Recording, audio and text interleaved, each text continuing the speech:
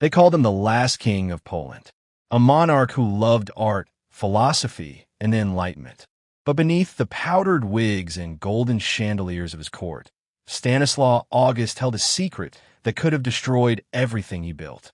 Her name was Elżbieta Szydłowska, and their love story was forbidden from the very first glance. Picture this: the grand halls of the royal castle in Warsaw, crystal chandeliers casting dancing shadows on marble floors. Diplomats from across Europe gathering to witness Poland's cultural renaissance.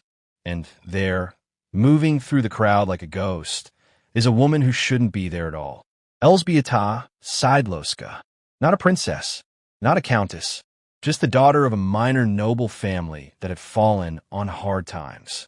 She had been invited to the palace as a lady-in-waiting, nothing more than an ornament to make the court seem full and prosperous. But when King Stanislaw August first saw her standing near the window, reading a volume of French poetry while everyone else gossiped and schemed, something shifted in the very foundation of his carefully constructed world. He was already king by then, placed on the throne through the manipulation of Catherine the Great of Russia. Some called him her puppet. Others whispered he had been her lover. The truth was far more complicated, but one thing was certain. Every move Stanislaw August made was watched. By Russia, by Prussia, by Austria. Poland was being carved up by its neighbors, and its king had to walk a tightrope between survival and sovereignty. He couldn't afford scandal. He couldn't afford weakness. And he absolutely couldn't afford to fall in love with someone so far beneath his station that the mere suggestion would make him a laughingstock across Europe. But he did it anyway. Their first conversation happened in the royal library. Stanislaw August had gone there to escape another tedious diplomatic dinner. He found Elżbieta curled up in a window seat, completely absorbed in a book.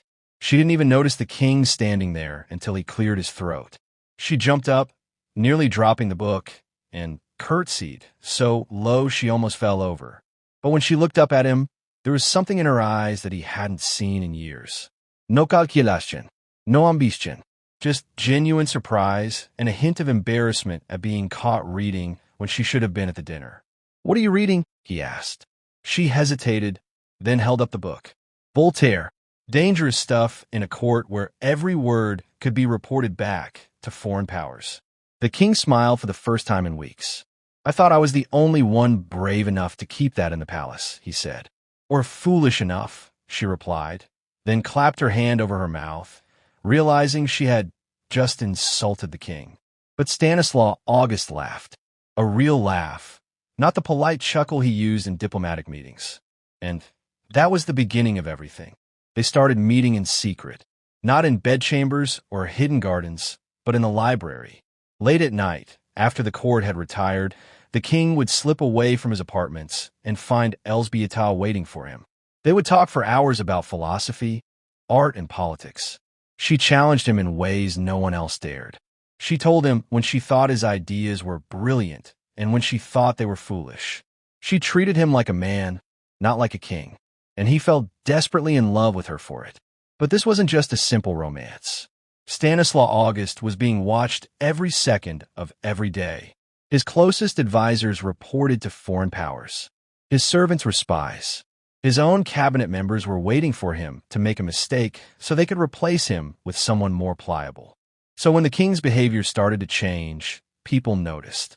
He began spending less time in diplomatic meetings and more time in the royal library. He started asking for Elżbieta to serve at private dinners instead of the more prestigious ladies of the court. He commissioned a portrait of her, though he hid it in his private chambers where no one would see it. The whispers began. Was the king having an affair? Who was this nobody that had caught his attention? What did she want from him? Money? Title? Power? The truth was Elżbieta wanted none of those things. In fact, she was terrified. She knew what happened to women who became involved with kings. They were used, discarded, or worse, made into pawns in political games they didn't understand. She tried to end things multiple times, but Stanislaw August wouldn't let her go. "I'm not like the others," he told her one night in the library. "I don't want you for a season or a scandal. I want you for as long as you'll have me." "You're a king," she whispered. "I'm nothing." You're everything I'm not, he said. You're free. You're honest. You're real. But being real in a palace built on lies was dangerous. And their enemies were already circling. The person who discovered them was the last person they expected. Not a foreign spy or an ambitious courtier, but someone much closer to home. The queen. Except there was no queen. Not officially. Stanislaw August had never married. It was one of the great scandals of his reign.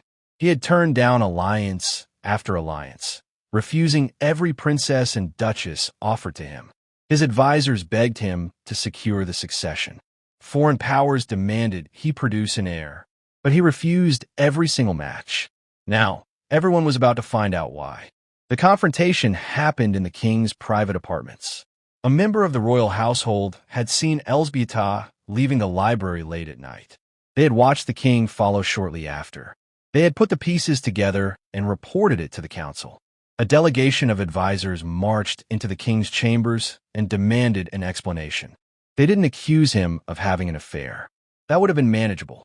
What they accused him of was far worse. You intend to marry her, the head of the council said. It wasn't a question. The room went silent. Stanislaw August didn't deny it. Have you lost your mind? One of the advisors exploded. She's a nobody. This will destroy your credibility. Russia will never accept it. Prussia will use it as an excuse to— I don't care, the king said quietly. You don't care? The advisor looked like he might have a stroke. Your Majesty, you are the king of Poland. Your marriage is not a personal matter. It's a diplomatic necessity. We need an alliance. I need her, Stanislaw August said, and his voice was steel. I have given everything to this country. I have prostituted myself to Catherine of Russia. I have begged and borrowed and humiliated myself to keep Poland alive. But this one thing is mine, and I will not give it up. The council left in fury. Within hours, the entire court knew. Within days, all of Europe knew. The last king of Poland was in love with a commoner, and he was willing to destroy his reign to keep her. Here's where the story takes its twist. Because Elżbieta Szydłowska wasn't who everyone thought she was. Late one night, after the scandal had exploded across Warsaw, Stanislaw August went to find Elżbieta in her chambers. He expected to find her packing, preparing to flee the palace before the mob of angry nobles could reach her. Instead, he found her standing at the window, staring out at the city, completely calm. You're not surprised, he said slowly. You knew this would happen. She turned to look at him, and in her eyes, he saw something he had never noticed before. Something sharp and calculating and far older than her years. Stanislaw, she said, using his first name without his title for the first time. Sit down. There's something I need to tell you. What she told him changed everything. Elżbieta Szydłowska was not a minor noble's daughter. Well, she was, but that wasn't the whole truth. Her family hadn't fallen on hard times by accident. They had been systematically destroyed by foreign powers working to destabilize Poland. Her father had been a diplomat who uncovered a conspiracy between Russia and Prussia to divide Poland between them. He tried to warn the king, but before he could, he was killed in what everyone believed was a riding accident. But it wasn't an accident. It was murder.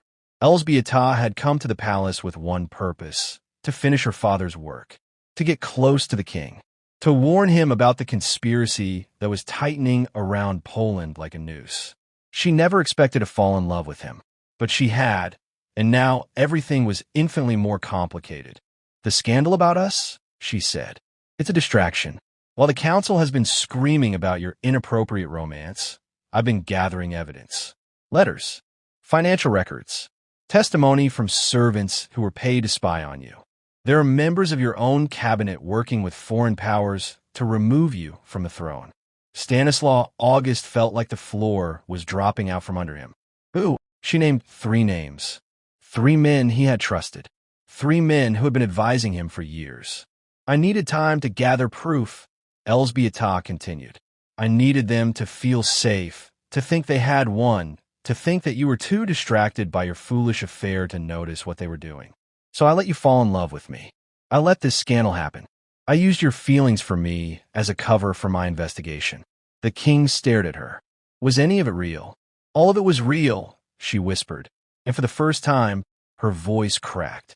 Every moment, every conversation, every time I tried to push you away, it was because I knew what I was doing to you. I knew I was putting you in danger. But I couldn't stop. I loved you too much to walk away, and I loved Poland too much to let you be destroyed. Show me the evidence, he said. She did. The climax of our story happens in the royal council chamber. King Stanislaw August called an emergency meeting. Every member of the cabinet was required to attend. They came expecting to lecture the king about his inappropriate affair. They came ready to force him to send Elżbieta away, or perhaps even to demand his abdication. Instead, the king walked in with Elżbieta at his side. Not hidden, not ashamed, but standing beside him like a queen. "Gentlemen," Stanislaw August said, "we have a traitor problem." He laid out the evidence piece by piece. Letters written in code. Payments made from foreign accounts. Plans to stage a coup and replace him with a puppet king who would happily let Russia and Prussia tear Poland apart. The three conspirators tried to bluster, tried to deny, but the evidence was overwhelming. And the person who had gathered it all? The supposedly foolish commoner the king had disgraced himself over? She stood there and testified, naming names, producing documents, destroying their lives with calm, methodical precision. One of the traitors made a desperate move. He lunged at Elżbieta with a concealed blade, trying to silence her before she could say more. But palace guards were ready. They had been warned. The assassin was stopped, and in his capture, the entire conspiracy unraveled. The three traitors were arrested. Their foreign contacts were expelled from Poland. And King Stanislaw August stood before his council with his arms crossed and said, "Now, does anyone else have concerns about who I choose to spend my time with?" The room was silent, but the story doesn't end there, because this is where history gets truly complicated. Stanislaw August wanted to marry Elżbieta immediately. He wanted to make her his queen, to show the world that he chose her not out of weakness, but out of strength. She had saved his throne. She had exposed a conspiracy that could have destroyed Poland. She deserved to be honored, not hidden. But Elżbieta said no. "If you marry me now," she told him, "everything we've accomplished will be dismissed as romantic nonsense. People will say you only uncovered the conspiracy because you were too lovesick to think straight. They'll say I manipulated you with feminine wiles.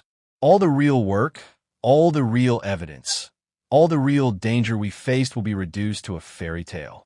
"I don't care what people say," Stanislaw protested. "But I do," she said firmly. "And so should you. Poland needs a strong king right now, not one who can be mocked as a fool in love. We stopped one conspiracy, but there will be others. Russia and Prussia won't give up. Austria is waiting in the wings. If you marry me now, you give them ammunition to use against you." "So what do you want?" he asked, frustrated and heartbroken. "I want to keep working," she said. "I want to be your spy, your intelligence gatherer, your secret weapon. I can go places you can't go. I can hear things no one would say in front of Queen. I can protect you better from the shadows than I ever could from a throne." And that's exactly what she did. For years, Elżbieta Szydłowska remained at court, officially just a lady-in-waiting who had happened to uncover a conspiracy. But secretly, she built an intelligence network that rivaled anything the foreign powers had. She recruited informants. She intercepted letters. She followed the money trails that led back to Poland's enemies. And she and the king continued their affair. But now it was strategic. They met in secret, let people gossip about the king's mysterious lover, and used the scandal as a smokescreen for their real work. Some historians believe they did eventually marry in secret. There are records of a private ceremony conducted by a priest who took the secret to his grave. Other historians think they remained unmarried because Elżbieta refused to let their love become a political weakness. But here's what we know for certain. When foreign powers finally did partition Poland and force the king to abdicate, Elżbieta Szydłowska disappeared from official records. No one knows what happened to her. Some say she fled to France. Others believe she stayed in Poland, working underground to resist the occupation. A few romantic historians insist she followed the king into exile and lived with him until his death. The truth is, she vanished as mysteriously as she appeared. like a character from one of the novels she loved to read in the royal library. But her legacy remained. The intelligence network she built, it survived and helped Polish resistance movements for generations. The conspiracy she uncovered, it delayed Poland's partition long enough for the country to experience a cultural renaissance that would define Polish identity for centuries. And the love story, that survived too, in letters that were found centuries later, carefully hidden in the walls of the royal castle. Letters in which a king poured out his heart to a woman he couldn't claim but couldn't live without. "You are my greatest accomplishment," he wrote in one letter. "Not my reforms, or my art patronage, or my diplomatic victories. You, the fact that you chose me, despite everything. The fact that you stayed, despite the danger. The fact that you loved me, not as a king, but as a man who was lucky enough to find you reading in my library." This is the story they don't teach in history books. The story of a king who was supposed to be a puppet and a spy who was supposed to be invisible. Together, they fought to save a dying nation, not with armies or treaties, but with intelligence, courage, and a love so dangerous it had to remain secret. King Stanislaw August is remembered as the last king of Poland, the man who presided over his country's partition and fall. But those who know the full story understand that he fought harder than anyone realized, and he had the most unlikely ally imaginable. A woman named Szydłowska, who came to court to avenge her father and stayed to save a king. And maybe, just maybe, she saved a little piece of Poland too. That's the truth about royal affairs. They're never just about love. They're about power, survival, and the courage to choose your own path even when the whole world is trying to choose it for you. This has been Royal Affairs Unveiled. Until next time, remember, behind every throne, there's a story they don't want you to know.